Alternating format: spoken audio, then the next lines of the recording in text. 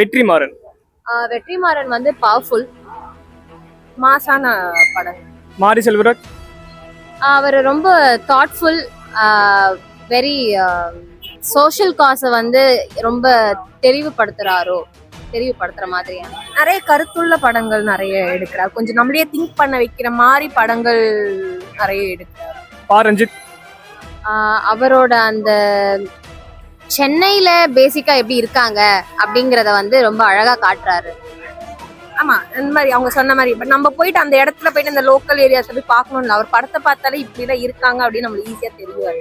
ஆக்சுவலா இப்போ நான் சொல்ல போற டைரக்டர் வந்து உங்க எல்லாருக்கும் மேல பிடிச்சிருக்கும். மணிரத்னம். மணிரத்னமோட பிலிம்ஸ் வந்து கிட்டத்தட்ட நான் ஒரு 60 தடவை பார்ப்பேன் ஒரு பிலிமையே. ஓகே கண்மணியோட பெரிய ஃபேன் நானு. ஸோ மணிரத்னம் சாரோட அந்த ஸ்கிரிப்டா இருக்கட்டும், ஒரு ஒரு ரொமான்ஸ், ஒரு லவ் வந்து அதுக்கு அதாவது ஒரு டைரக்டாவே ஒரு மீனிங் இருக்கும்.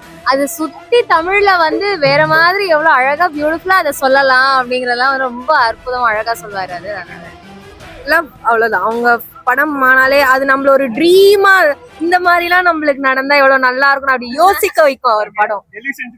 ஆமா, நிஜமா அதுதான்.